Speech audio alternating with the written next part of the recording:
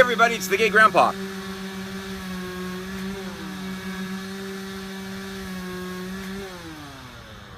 Well, cue the weed whacker.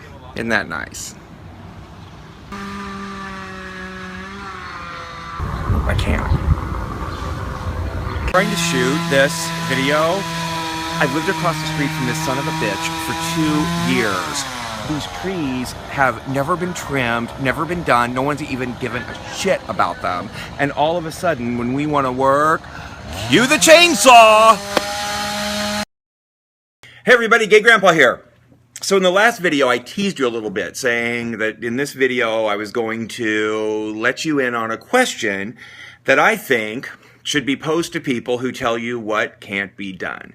It's happened to all of us. You say, oh, I might like to do this one day, or I think I should do this. And there's always someone, friend, family member, who says, oh, you could never do that, or oh, that would just be not possible, or oh, no one makes any money at that, or you're going to have to move, or some damn thing, right? So, listen up, because you're about to find out, as I told a group of students recently, what that question is. That'll come a little bit later, but first I want you to see another part of the talk where I told the students about a little piece of information I had gotten, and that sometimes happens. We get little nuggets and we think nothing about it at the time, but it actually becomes life-changing. And this one was totally that for me, and it came from a place I would have never expected. Create your own reality. I don't know why, because it sounds cheesy. I attribute this to her, but I remember Star Jones back on The View. I don't know if you remember, she's one of the original people. She's an attorney. They love spoofing her on SNL. It was great. You know, it's like, I'm an attorney, I know. And it's great. But I remember her saying shortly before I went out to Los Angeles, you know, she said, you have to create your own reality. You have to create your own reality. And I heard that. And I woke up the next day with a thought. And that thought was, I can blame everything. I can blame everybody else. I can blame my situation. But the fact of the matter is, I'm the only one standing in my way. A friend of mine said the other day, goes, when do we, he's even a year older than I am, 53. He's like, when do we get to like make our own decisions for us? I go, whenever you want. Whenever you want. People often say to me, well, my dad or my cousin or my friends, you know, they said, like, you'll never be able to do that. Really? Whenever you hear that, after you've shared something with someone and they are not going to be 100% supportive of you, which, by the way, is fine, okay? And I have a whole list of reasons that I think that happens. Whenever you hear that, your number one question back to them should be what? What do you think? Guess. And the room went thud. And I think one of the reasons is people don't know what to say when we're told we can't accomplish something.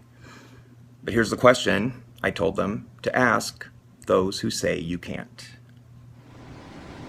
You know what I think? Well, oh really? Well, how did it work out for you? How did you, for you when you did that? Because now they're backed into a corner, which I just happen to think is kind of fun. Right? Well, I never did. Right. Exactly. You never did.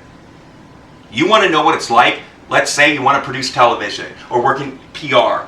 Ask me. Ask other people. Ask the people at Coke what it's like. Ask the people, you know, in your business. Ask people. They'll tell you the good and the bad and the otherwise. Obviously, we all love talking about ourselves. You know? They'll tell you that, but listen to those people. But do not listen to people tell you what can't be done when they have not spent, I'm sorry, this is very important to me, when they have not spent 1 second in that job. That is not okay.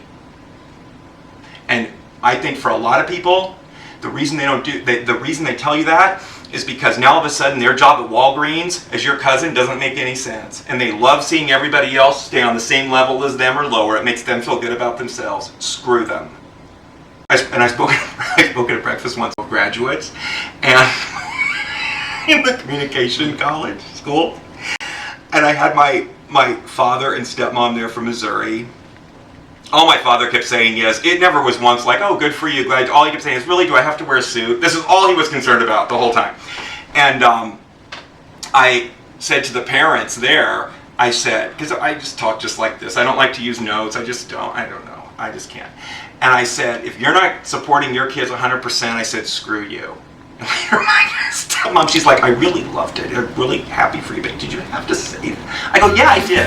I go, yeah, because I feel that strongly about it.